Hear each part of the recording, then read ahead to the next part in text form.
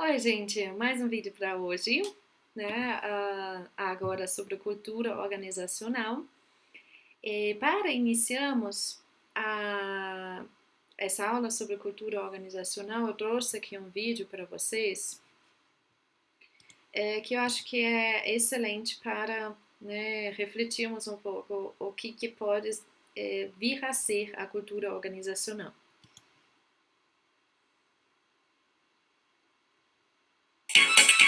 Um grupo de cientistas colocou 5 macacos numa jaula. No centro puseram uma escada e sobre ela um cacho de bananas. Quando o macaco subia a escada para apanhar as bananas, os cientistas lançavam um jato de água fria nos que estavam no chão.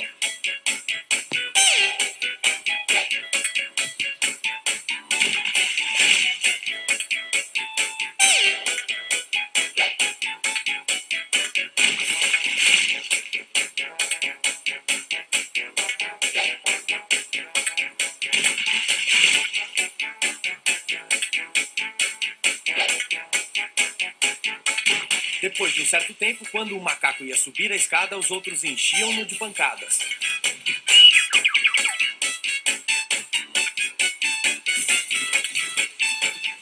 Passado mais algum tempo, nenhum macaco subia mais a escada, apesar da tentação das bananas. Então, os cientistas substituíram um dos macacos. A primeira coisa que ele fez foi subir a escada, sendo rapidamente retirado e surrado pelos outros. Depois de algumas surras, o novo integrante do grupo não mais subia a escada. Um segundo foi substituído e o mesmo ocorreu, tendo o primeiro substituto participado com entusiasmo da surra ao novato.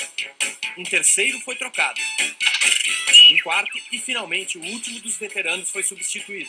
Os cientistas ficaram, então, com um grupo de 5 macacos, que mesmo nunca tendo tomado um banho frio, continuavam batendo naquele que tentasse chegar às bananas. Se fosse possível perguntar a algum deles por que batiam em quem tentasse subir a escada, com certeza a resposta seria: não sei, as coisas sempre foram assim por aqui.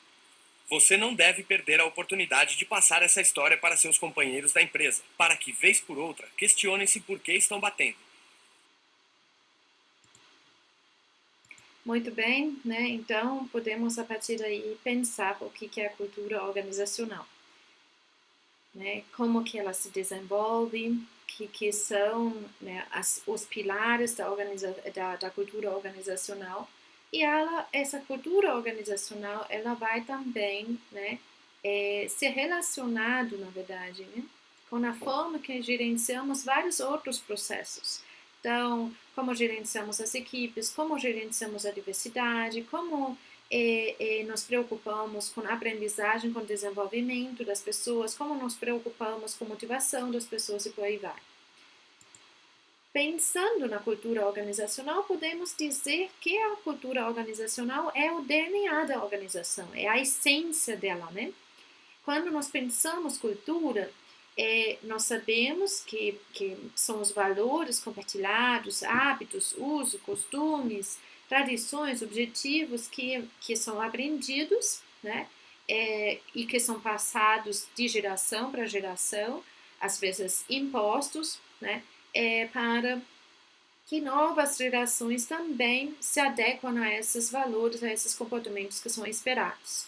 Essa questão, né, da imposição, da transmissão da cultura também ocorre dentro das organizações, através de normas que são informais e não escritas, mas que orientam, né, o comportamento dos membros, né, que orientam os macacos a bater naqueles que sobem a escada, mesmo que eles não sabem mais por que eles, ao final das contas, estão fazendo isso, né?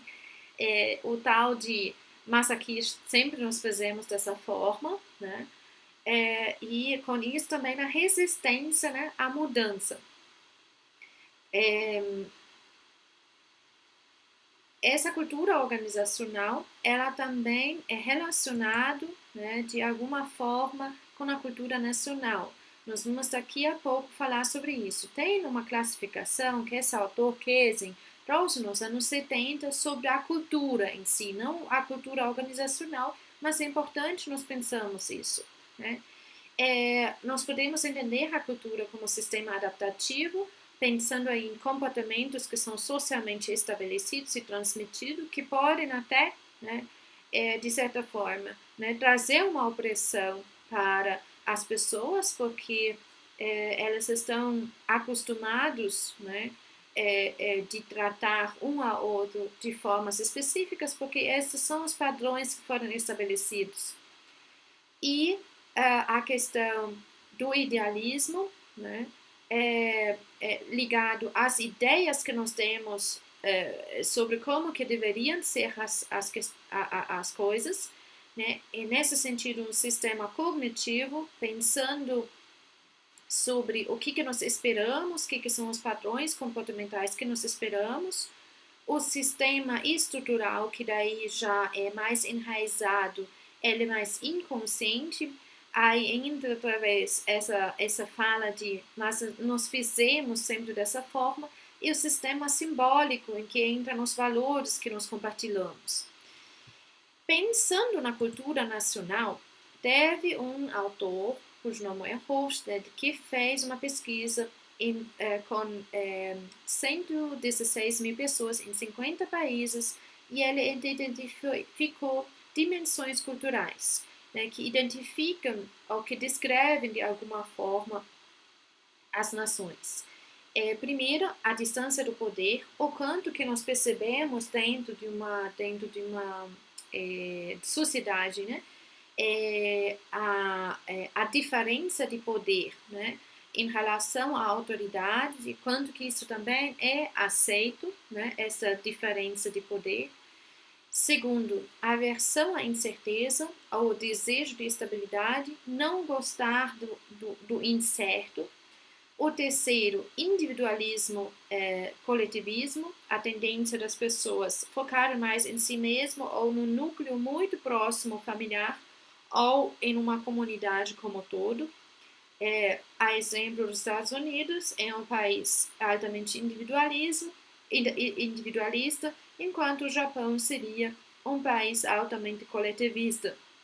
Aqui no Brasil temos, de certa forma, uma mistura disso, né?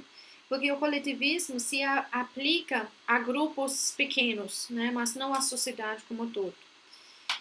Masculinidade, feminilidade, o quanto que em uma sociedade se valorizam valores masculinos como assertividade, materialismo, falta de preocupação, femininas como o carinho, a preocupação, com o outro.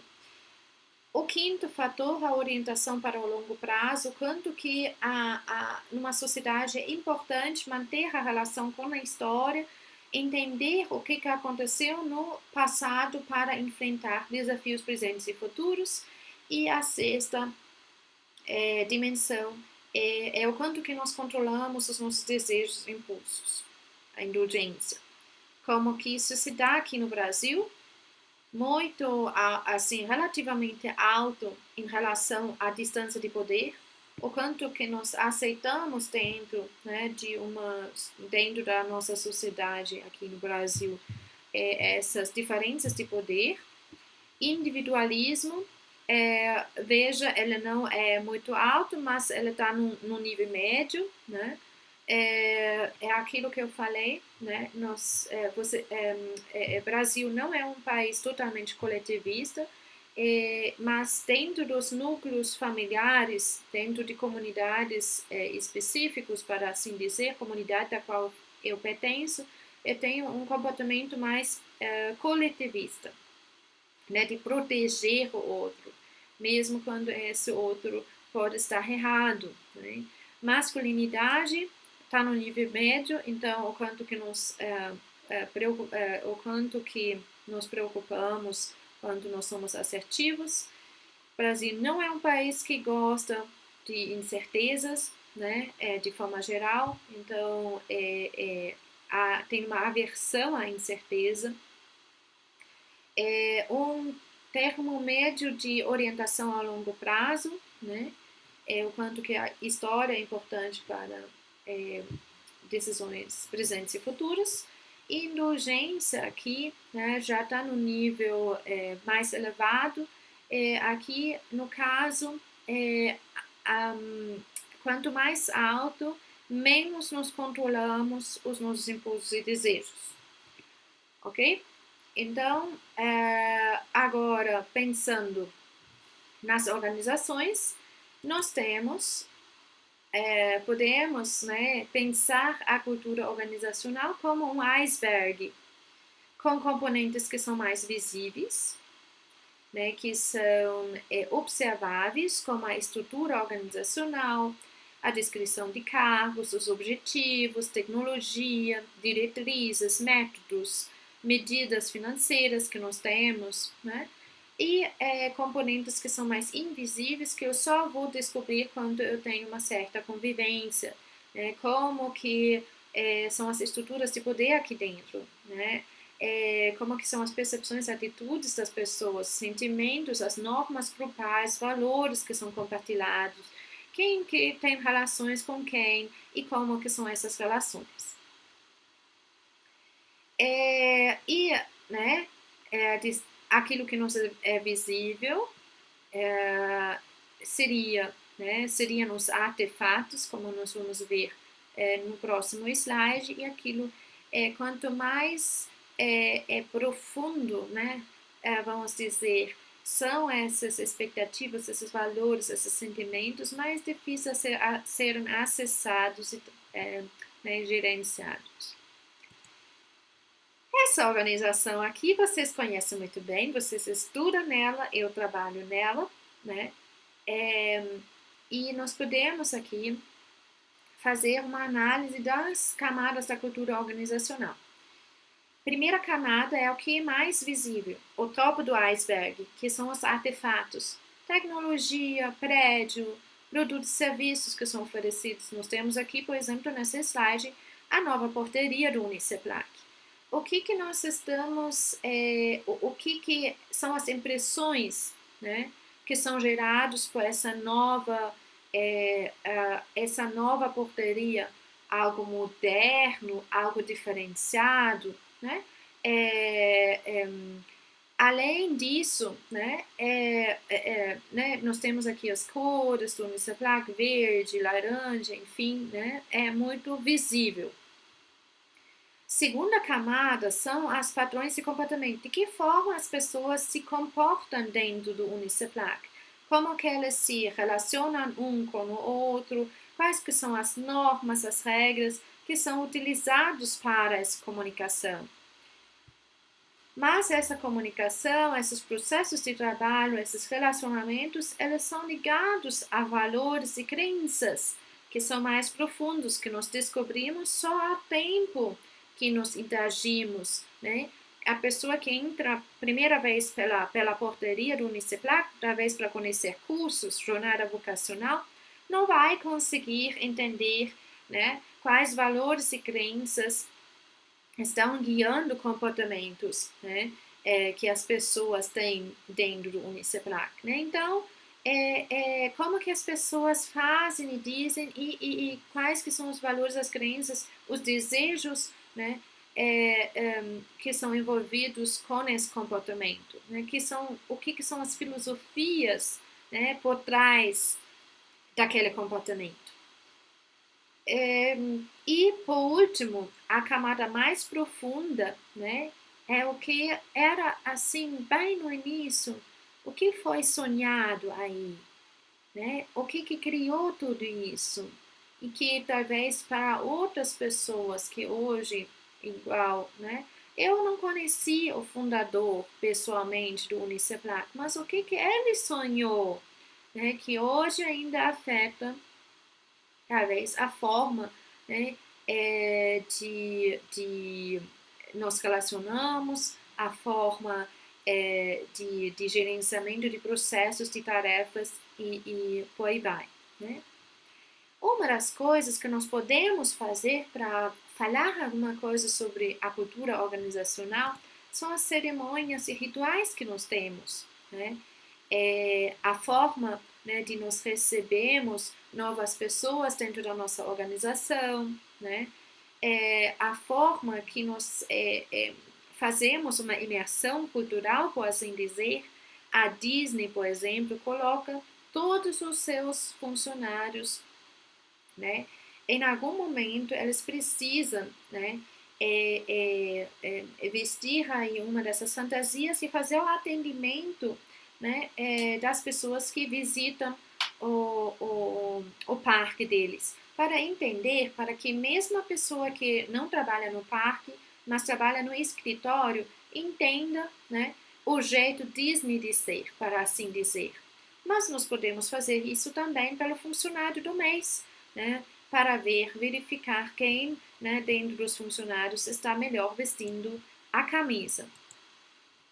Se nós pensamos nas características da cultura organizacional, nós vamos ver que tem uma certa regularidade dos comportamentos, tem normas, tem valores que são dominantes, uma filosofia que é por trás disso, regras, e que isso gera todo um clima organizacional, procedimentos e práticas. Eu copiei aqui embaixo, não sei se dá para ver muito bem na gravação, é por isso que eu vou ler, a missão, a visão e os valores do Uniceplac.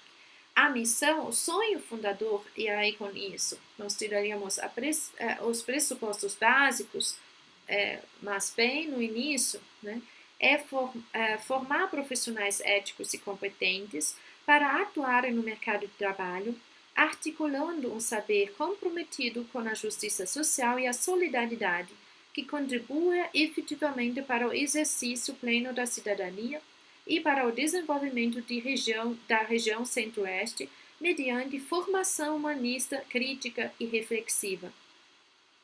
E o que é a visão? Aonde queremos chegar? Né? O que nós visualizamos por nós? Ser uma instituição de educação superior de referência na região centro-oeste, com foco na interdisciplinaridade e empreendedorismo, na busca da formação cidadã e profissional dos discentes, funcionando como profissionais qualificados, infraestrutura adequada e modelos pedagógicos críticos e ativos, visando contribuir para a melhoria da educação nacional e para o desenvolvimento sustentável da região centro-oeste e do país. E como que nós fazemos isso? O que são os valores que guiam o alcance dessa visão?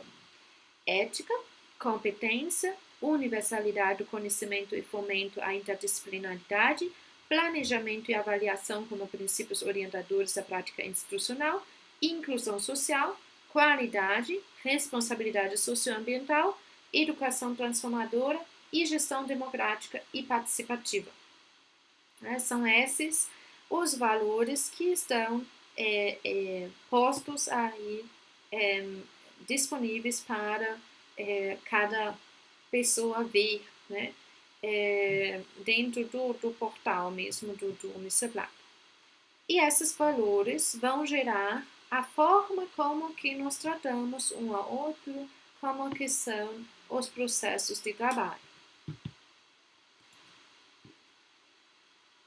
Esses valores, essa visão, essa missão, a forma como nos visualizamos, ela vai influenciar que tipo de cultura que nós somos, que tipo de perfil organizacional nós temos.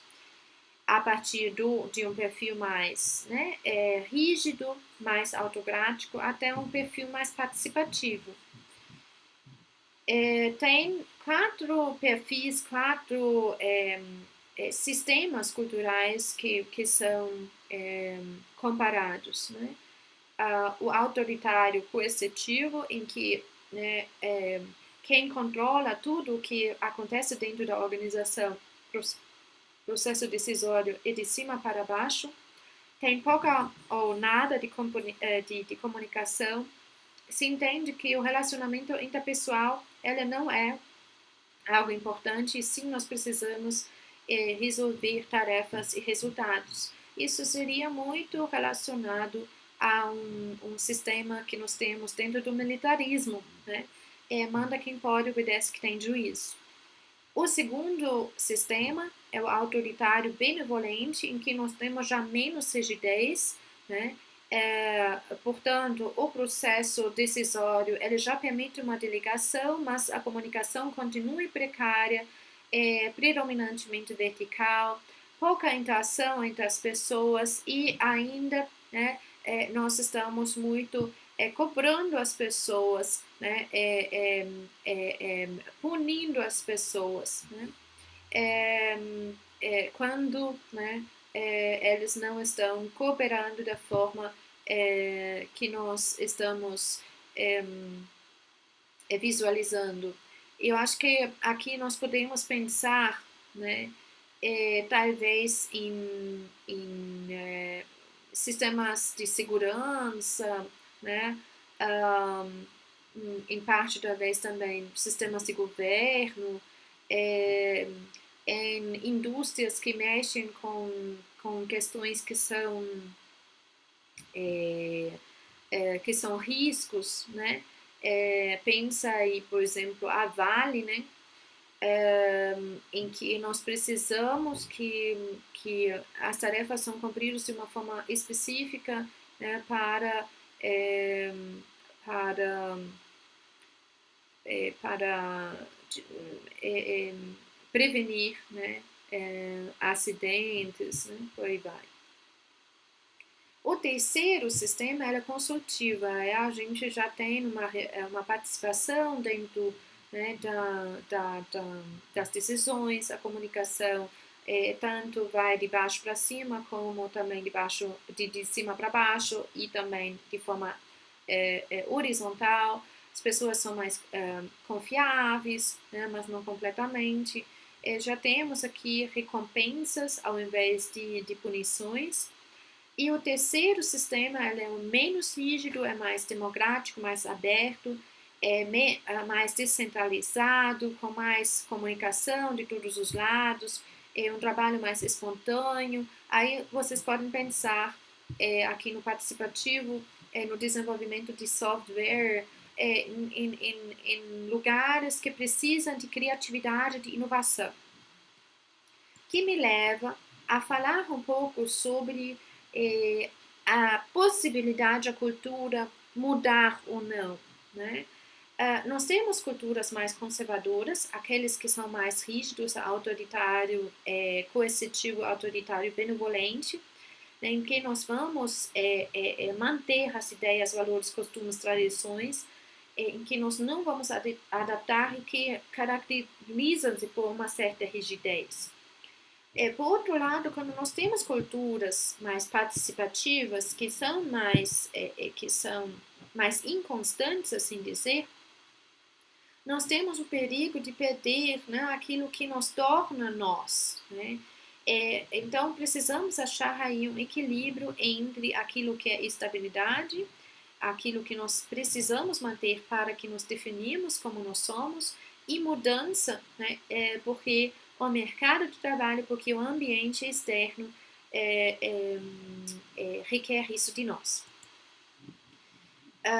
Dessa mesma forma, podemos comparar culturas mais tradicionais, mais participativas, quando nós pensamos aí em modelos de gestão mais burocráticos, né, mais hierarquizados, verticalizados, mais impositivos, formais, centralizados, em que nós temos pouca possibilidade de assumir riscos, né, em que a remuneração e a promoção é dado pela antiguidade.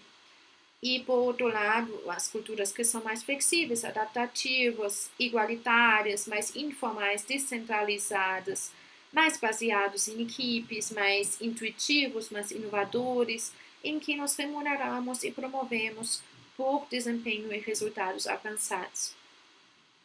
Percebem que essa diferença entre cultura tradicional participativa ou, como no slide anterior, conservadoras e adaptativas, eles têm muito relação com que tipo de trabalho nós estamos desenvolvendo, né? Se vocês pensam aí no setor educativo, nós precisamos ter um modelo mais participativo, mais flexível para que aconteça inovação, para que aconteça desenvolvimento daquilo que nós estamos oferecendo enquanto educação. Quando nós pensamos aí em questões mais de segurança, né, policial, militar, né? Nós vamos realmente assumir menos riscos, né? Porque o trabalho era muito definido por uma rigidez, por uma sistematização, enfim. Quando nós olhamos para as culturas que são bem-sucedidas, nós vamos ver que são culturas que são mais flexíveis e que são mais sensíveis às demandas que vêm da sociedade, às demandas que vêm do ambiente externo. Né? Nesse sentido, fixam-se valores específicos e outros são mais maleáveis. Nós comprometemos, ao mesmo tempo, nós comprometemos com uma estratégia que vai nos identificar, uma estratégia básica, mas ao mesmo tempo nós procuramos, né, fazer adaptações para que nós podemos atender às mudanças dentro do ambiente externo.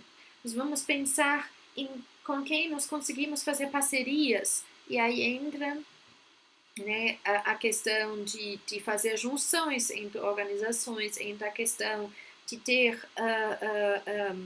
né, um quadro profissional mais diverso, porque essa diversidade, né, dentro do nosso quadro profissional, ela vai também fazer com que nós conseguimos atender melhor as demandas que tem na sociedade. Né? E com isso conseguimos pensar em inovações, né, mais interessantes, que atendem mais essas necessidades e buscar por um aperfeiçoamento que seja contínuo. Como que nós desenvolvemos, então, as culturas? Né? Nós temos os fundadores, os colaboradores, que vão criar, né, que vão desenvolver a primeira estratégia para o empreendimento, que vão sonhar com a missão de atender, de transformar pela educação, como está bem aqui em cima do slide, no lado direito, né, superior, evolução que transforma. Esse que é o sonho fundador, né?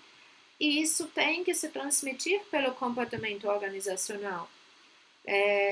Nos comportamentos, né, das pessoas, nos valores que são compartilhados, nas estratégias, né, que nós vamos implementar para transformar cada um que passa aí na educação, no ensino superior, pelo Uniceplac. Né? Isso gera resultados financeiros, resultados de desempenho, resultados de satisfação e insatisfação, que por sua vez faz com que, né, nós vamos verificar quais comportamentos são aceitáveis, quais são inaceitáveis, quais nós vamos manter, quais que vão ser, né, alterados de acordo com as necessidades que também existem. Nós falamos muito sobre valores compartilhados, mas nós não abordamos o que seria, ao final das contas, um valor. Né? É aquilo que nós desejamos, algo que achamos valioso para ser alcançados. Né? E nesse sentido, nós temos 3 níveis de valores. Reconhecer que algo é importante, reconhecer que respeito é importante. Nível 2, perceber que os valores são necessários, perceber que respeito é importante, necessário para as relações interpessoais. E nível 3, né, agir, né, comportar-se de acordo com esse valor de respeito, né, a pessoas, a diversidades. É claro que os valores que são comunicados, né, dentro de uma organização podem, por um lado, ser, né, realmente o que nós queremos alcançar, nesse sentido, valores terminais, né, qualidade no atendimento ao cliente, e valores instrumentais, né, honestidade, respeito, para alcançar essa qualidade. Bom, é isso sobre a cultura organizacional. Vejo vocês amanhã na aula. Um beijo, bom final de domingo.